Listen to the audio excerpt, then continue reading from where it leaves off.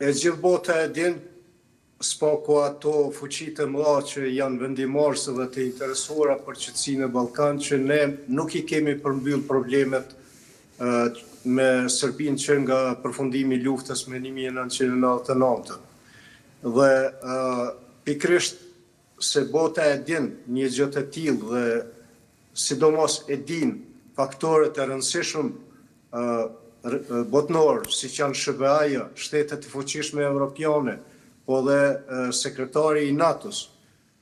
Pikërisht për këtë arsye kërkohet që të mos ketë këso deklaratash të cilat më tepër nxisin se sa që zgjedhin probleme. Nuk ka nevojë të tregohet botës se jemi shumë afër luftës me Serbinë.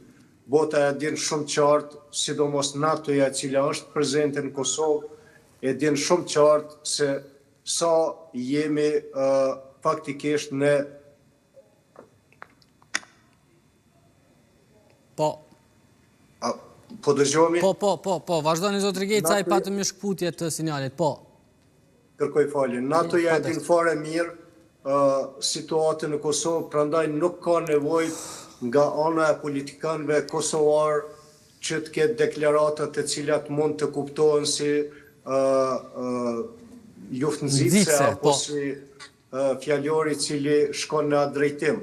Prandaj edhe trysnia mbi qeverinë e Kosovës gjithmonë është e drejtuar në këtë aspekt nga institucionet relevante ndërkombëtare dhe në planin e brendshëm këto deklarata të kryeministrit I kemi pa gjatë këtyre 4 viteve në vazhdimsi në momente kur ai ka vlerësuar se janë të dobishme në kuptimin politik për faktorin e brendshëm, për konsum të brendshëm, dhe jo që sjellin ndonjë dobi në aspektin ndërkombëtar.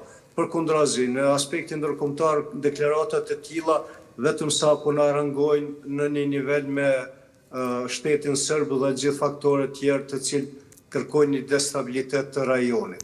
Po, dhe zotri Gecaj, derisa Rutte tha se është në kontakt të afërt edhe me presidentin serb Aleksandar Vučić, atje në Serbi pra ekziston një farë konflikti aktual, një farë tensionit, a dhemi kështu kushtimisht si brenda kuvendit dhe institucioneve serbe, por ashtu edhe jashtë tyre në rrugë, pra ku po kërkohet vazhdimisht largimi I Vučićit, apo I dobësohet realisht pushteti presidentit serb në Serbi?